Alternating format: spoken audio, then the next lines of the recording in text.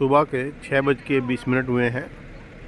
सब गाड़ी और पर्यटक तैयार हैं क्योंकि 6:30 बजे से सफारी शुरू होगी जो 10:30 बजे तक चलेगी। 4 घंटे की सफारी होती है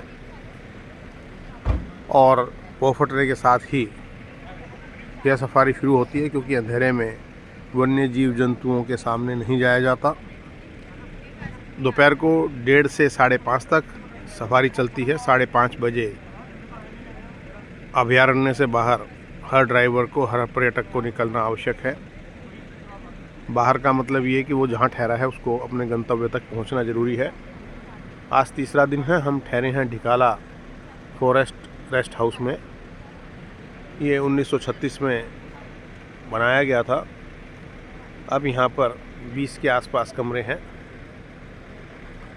तो आप कह सकते हैं कि 40-50 गेस्ट यहाँ पर ठहरे होंगे, 40 गेस्ट ठहरे होंगे और इतने इसी हिसाब से गाड़ियों के ड्राइवर और गाइड।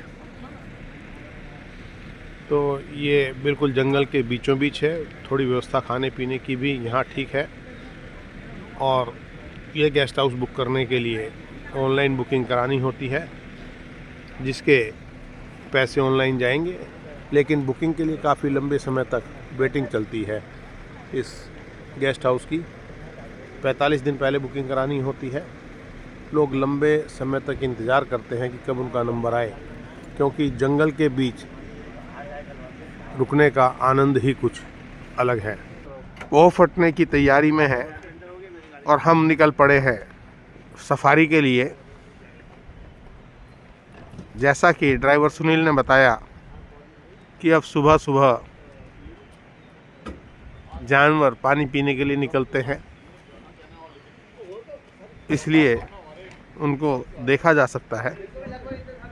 और आप देखिए किस प्रकार से पक्षियों के चहचहाने की आवाज़ सुनाई दे रही है।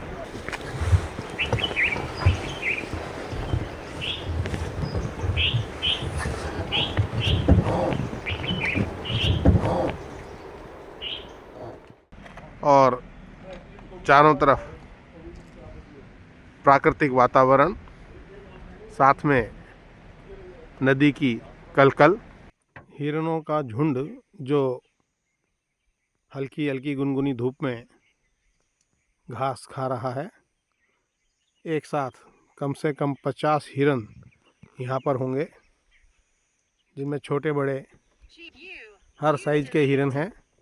एक हिरन आप देख सकते हैं दूर, जिसके सींग, और एक छोटा हिरन, छोटे छोटे बच्चे जिनके अभी सींग निकलने शुरू हुए हैं। ये रामगंगा नदी का रिजर्वायर, यहाँ से कुछ दूर कालागढ़ डैम जिसे बोलते हैं, और यहाँ पर बिजली का उत्पादन भी होता है। पानी बताते हैं कि यहाँ घटता बढ़ता रहता है और इसमें बड़ी तादाद में इस डैम में मगरमच्छ भी हैं। हो सकता है अभी कुछ मगरमच्छ और कुछ पक्षी जैसे दूर दिखाई दे रहे हैं देखने को मिल जाएं। जो साइबेरियन पक्षी आते हैं उनका भी प्रवास इस इलाके में होता है। जंगली सियार के जोड़े में चलते हैं। एक थोड़ा आगे गया और दूसरा ये आराम से बैठा है। इसका क्या नाम रखा है जी आप लोगों ने सियार का?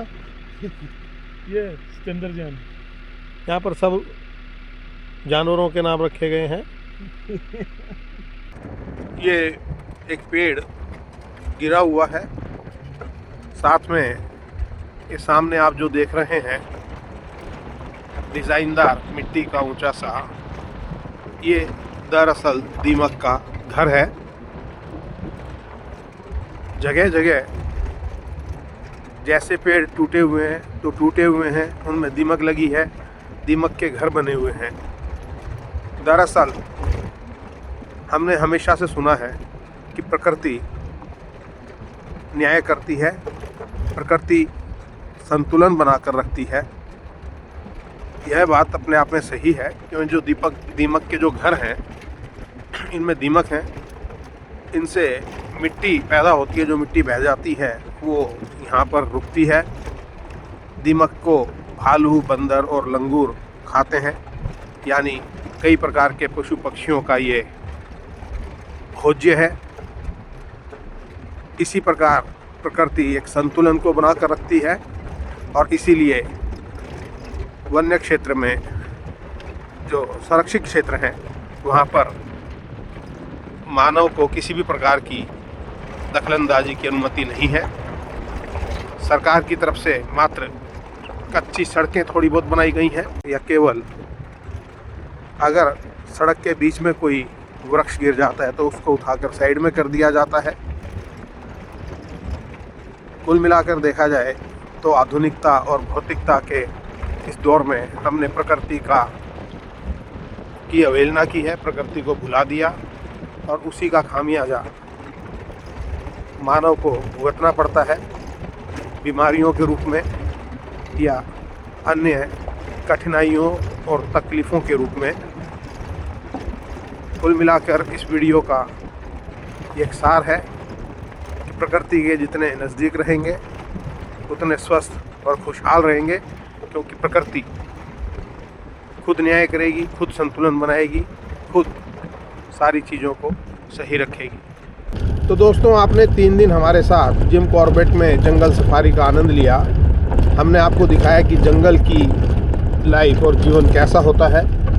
अगर आपको हमारी ये रिपोर्ट पसंद आई हो तो चैनल को सब्सक्राइब करें। इस प्रकार की वीडियो आपको देखने को लगातार मिलती रहेंगी।